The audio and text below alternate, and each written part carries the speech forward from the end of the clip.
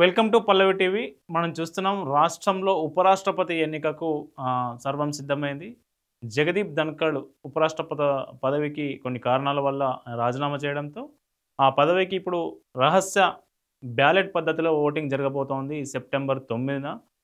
ఈ నెల ఆగస్టు 21 వరకు నామినేషన్లకు గడువిచ్చారు. ఆగస్టు 20 తర్వాత నామినేషన్ల ఉపసంహరణకు గడువిచ్చారు. అయితే ఎన్డీఏ నుంచి ఒక అభ్యర్థిని ప్రకటించగా విపక్షాలు కూడా ఎన్డీఏతర విపక్షాలు కూడా ఒక అభ్యర్థిని ప్రకటించాయి. మరి అభ్యర్థుల బలాబలాలు ఏంటి, ఎన్డీఏకు విపక్షాలకు ఉన్న ఓట్ల సంఖ్య ఎంత, ఎవరికి బలం ఎంత అనేది ఈ వీడియోలో తెలుసుకునే ప్రయత్నం చేద్దాం. ఎన్డీఏ అభ్యర్థిగా సిపి రాధాకృష్ణన్ను కేంద్రంలోని బీజేపీ ప్రకటించడం జరిగింది. ఎన్డీఏ అభ్యర్థిగా సిపి రాధాకృష్ణ ఈయనే 16 ఏళ్ల వయసులోనే ఆర్ఎస్ఎస్లో చేరి జనసంఘ్ కార్యకర్తగా పనిచేసి బీజేపీలో కీ రోల్స్ పోషించారు. తమిళనాడులో కోయంబత్తూరులో 2 సార్లు 1988, 1999లో ఎంపీగా ఎన్నికయ్యారు. ఆ తర్వాత కూడా కొన్నిసార్లు పోటీ చేశారు. అయితే ఈయనను కేంద్రంలోని బీజేపీ గవర్నర్గా అపాయింట్ చేయడం జరిగింది. కేంద్ర ప్రభుత్వం గవర్నర్గా ఈయన మనకు కొంతకాలం ఇన్ఛార్జ్ గవర్నర్గా పనిచేశారు. జార్ఖండ్ గవర్నర్గా పనిచేశారు. మహారాష్ట్ర గవర్నర్గా పనిచేశారు. ఈ గవర్నర్గా ఉన్నటువంటి ఈయనను ఉపరాష్ట్రపతి పదవికి ఎన్డీఏ అభ్యర్థిగా ప్రకటించడం జరిగింది. ఈయనే గవర్నరు. ఎన్డీఏతర విపక్షాలు కూడా అభ్యర్థిని ప్రకటించాయి. అయితే ఎన్డీఏ ప్రకటించిన అభ్యర్థిదేమో తమిళనాడు అయితే ఎన్డీఏతర విపక్షాలు ప్రకటించిన అభ్యర్థిదేమో మన తెలంగాణనే కావడం, తెలుగు రాష్ట్రానికి సంబంధించిన వ్యక్తే కావడం ఇక్కడ మనం చూడొచ్చు. ఈయన పేరు సిపి రాధాకృష్ణన్, గవర్నర్గా పనిచేశారు. తెలంగాణ, మహారాష్ట్ర, జార్ఖండ్.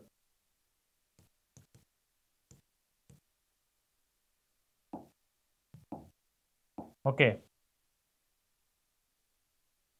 ఇతను సుదర్శన్ రెడ్డి. ఈయన విపక్షాలు ఎవరైతే అభ్యర్థులు నిలబెట్టాయో విపక్షాలు నిలబెట్టిన అభ్యర్థి సుదర్శన్ రెడ్డి, జస్టిస్ సుదర్శన్ రెడ్డి. ఈయన మన తెలంగాణకు సంబంధించిన వ్యక్తి. ఈయన తెలంగాణలోని రంగారెడ్డి జిల్లా కందుకూరు మండలంలో ఒక గ్రామానికి సంబంధించినటువంటి వ్యక్తి. ఇతను మన తెలంగాణ ఉమ్మడి ఆంధ్రప్రదేశ్ హైకోర్టు జడ్జిగా పనిచేశారు. అట్లాగే సుప్రీంకోర్టు న్యాయమూర్తిగా కూడా పనిచేశారు. ఆ తర్వాత గోవాలో లోకాయుక్త చైర్మన్గా పనిచేశారు. మొట్టమొదటి లోకాయుక్త చైర్మన్గా పనిచేశారు. న్యాయశాస్త్రంలో సుదీర్ఘంగా అనుభవం ఉండి ఒక న్యాయ నిపుణుడిగా ఉన్నటువంటి జస్టిస్ సుదర్శన్ రెడ్డిని విపక్షాలు తమ అభ్యర్థిగా ప్రకటించడం జరిగింది. ఇద్దరు అభ్యర్థులు సౌత్ ఇండియాకు సంబంధించిన వ్యక్తులు కావడం గమనార్హం. వీళ్ళిద్దరూ ఒకరు విపక్షాలు నిలబెట్టిన వ్యక్తి మన తెలంగాణకు సంబంధించిన వ్యక్తి అయితే, ఎన్డీఏ నిలబెట్టినటువంటి వ్యక్తి తమిళనాడుకు సంబంధించిన వ్యక్తి. మొత్తానికి సౌత్లోనే వైస్ ప్రెసిడెంట్ పోస్టు, ఉపరాష్ట్రపతి పోస్టుకు సౌత్ నుంచి ఇద్దరు అభ్యర్థులు ఉండడం ఈసారి మనం చెప్పుకోదగ్గ విశేష అంశంగా చెప్పుకోవచ్చు. చూద్దాం వీళ్ళిద్దరికీ బలాబలాలు ఏంటి, అసలు ఎన్డీఏకు విపక్షాలకు ఎన్ని ఓట్లు ఉన్నాయి, మొత్తం ఎన్ని ఓట్లు ఉన్నాయి, వీళ్ళకెన్ని వాళ్ళకెన్ని, తటస్థంగా ఎన్ని ఉన్నాయి, ఎవరు గెలిచే అవకాశం ఉందో ఒక్కసారి మనం చూసే ప్రయత్నం చేద్దాం. ఇప్పుడు మొత్తం ఉపరాష్ట్రపతి ఎన్నికకి సంబంధించి మొత్తం ఎన్ని ఓట్లు ఉన్నాయి, ఎవరికి ఎన్ని పడే అవకాశం ఉంటుందో ఒక్కసారి చూద్దాం. లోక్సభలో మొత్తం 543లో ఒకరు ఎంపీ లేరు, ఒకరు మైనస్ తీసేస్తే 542. ఇలా ఎన్డీఏ విపక్షాలు, ఎన్డీఏకి ఎన్ని ఉన్నాయో విపక్షాలకు ఎన్ని ఉన్నాయో ఒకసారి చూద్దాం. 293 ఉన్నాయి. నెక్స్ట్ విపక్షాలకు 249 ఉన్నాయి. ఈ 542లో 293 ఎన్డీఏకు ఉంటే 249 విపక్షాలకు ఉన్నాయి. ఇది రాజ్యసభలో కూడా చూద్దాం.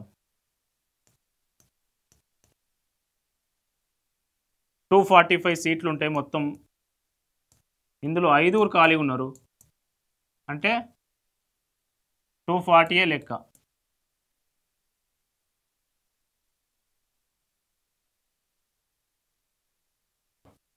240 ఇక్కడ రాద్దాం.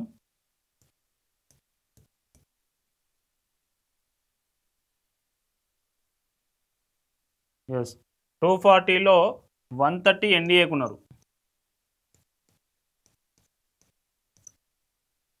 ఇక 130 పోతే ఇంకెంత ఉంటాయి? 110 విపక్షాలు. ఓకే, మనం ఓవరాల్గా చూస్తే అవి 542,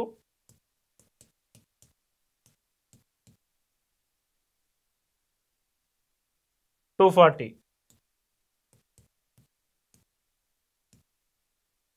782 డివైడ్ బై 2 అంటే 391 వస్తుంది. సగం కంటే ఎవరికి ఎక్కువ ఓట్లు వస్తాయో వాళ్ళే విజేత అవుతారు కాబట్టి +1 392 మ్యాజిక్ ఫిగర్.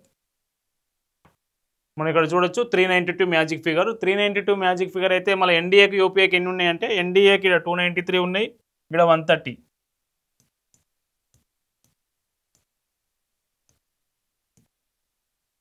$423, 392 423. విపక్షాలకు ఎన్ని ఉన్నాయి? ఇక్కడ 110, ఇక్కడ 249, 9 5 3 359.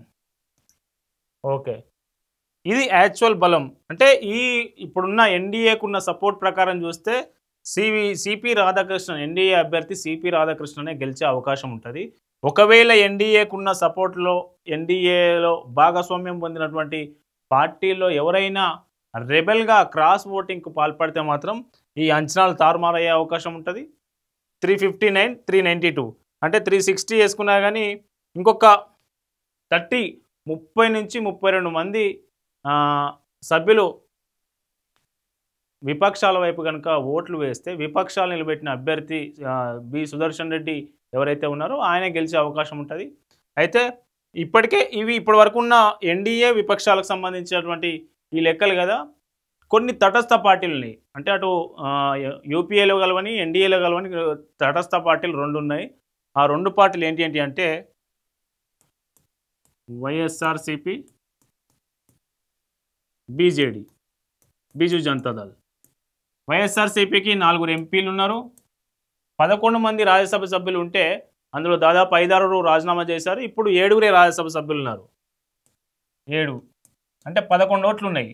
బీజేడీకి లోక్సభ ఎంపీలు 0 ఉన్నారు కానీ రాజ్యసభ ఎంపీలు 7 ఉన్నారు. 7. ఓకే, అయితే వైఎస్ఆర్సీపీకి రాజ్నాథ్ సింగ్ ఎవరైతే వైఎస్ఆర్సీపీ అధినేత జగన్ ఉన్నారో జగన్మోహన్ రెడ్డికి రాజ్నాథ్ సింగ్ ఫోన్ చేశారు. ఫోన్ చేసి ఎన్డీఏ అభ్యర్థికి మద్దతు ఇవ్వాలి ఉపరాష్ట్రపతి ఎన్నికల్లో అని ఫోన్ ద్వారా మద్దతు కోరడం జరిగింది. ఆ మద్దతుకు జగన్ కూడా సానుకూలంగా స్పందించారు. ఎన్డీఏ అభ్యర్థికే తమ మద్దతు ఉంటుందని వాళ్ళకి సంబంధించిన ఆ పార్టీకి సంబంధించిన కీలక నేత ఒకరు ధృవీకరించడం జరిగింది. మొత్తానికి ఇప్పుడు ఎన్డీఏకున్న ఇప్పటికున్న బలంతో పాటు వీళ్ళ 11 అదనంగా బలం అని చెప్పొచ్చు. ఈ 11 అదనంగా బలం అంటే 423 + 11 అంటే 434 వీళ్ళకి బలం చేకూరనుంది. అయితే బిజు జనతాదళ్ నవీన్ పట్నాయక్, ఒడిశాలో నవీన్ పట్నాయక్ నేతృత్వంలోని బిజు జనతాదళ్కు 7 రాజ్యసభ స్థానాలున్నాయి, 7 రాజ్యసభ సభ్యులు ఉన్నారు వాళ్ళకు. అయితే ఈ 7 రాజ్యసభ సభ్యులు కూడా మాకే మద్దతు ఇవ్వాలి ఉపరాష్ట్రపతి ఎన్నికల్లో అంటూ ఎన్డీఏ వాళ్ళని కోరడం జరుగుతుంది. అయితే డీహైడ్రేషన్తో నవీన్ పట్నాయక్ ప్రస్తుతం భువనేశ్వర్లో హాస్పిటల్లో ఉంటే రాజ్నాథ్ సింగ్ ఫోన్లో ఆయనను పరామర్శించడం జరిగింది. అట్లాగే ఇప్పుడు బీజేపీ రాష్ట్ర నాయకులను కూడా నవీన్ పట్నాయక్తో మంత్రాలు జరిపే ఆలోచనలో ఉన్నారు. నిజానికి ఈయన కూడా బిజు జనతాదళ్ కూడా 7 సభ్యులను ఎన్డీఏగా మద్దతు ఇస్తే సిపి రాధాకృష్ణన్ ఎవరైతే ఉన్నారో ఆ సిపి ఎన్డీఏ అభ్యర్థి ఆయన గెలుపు నల్లేరు మీద నడకని చెప్పవచ్చు. మొత్తానికి ఇంకా కొంత టైం ఉంది కాబట్టి సెప్టెంబర్ 9th ఇంకా 3 వారాల సమయం ఉంది కాబట్టి 3 వారాల్లో ఇంకా ఏమైనా మార్పులు చేర్పులు జరుగుతాయా, ఎన్డీఏలో ఉన్న భాగస్వామ్య పార్టీలన్నీ అట్లే ఉంటాయా, ఏమైనా చీలుతాయా, లేదా బిజు జనతాదళ్ ఎట్లాంటి నిర్ణయం తీసుకోబోతుంది, ఇట్లాంటి అన్ని విషయాలు ఉత్కంఠగా మారబోతోంది. మరొక కీలక అంశం ఏంటంటే విపక్షాలు ఈసారి ఏం చేసినాయంటే తెలుగు వ్యక్తిని ఉపరాష్ట్రపతి అభ్యర్థిగా ప్రకటించి దాదాపు 2 పార్టీలను ఇరకాటంలో పెట్టాయి. ఆ 2 పార్టీలు ఏందంటే 2 కాదు 3 పార్టీలు అనుకోవచ్చు. ఇప్పుడు సుదర్శన్ రెడ్డి అనే వ్యక్తి విపక్షాల అభ్యర్థిగా ప్రకటించారు కదా!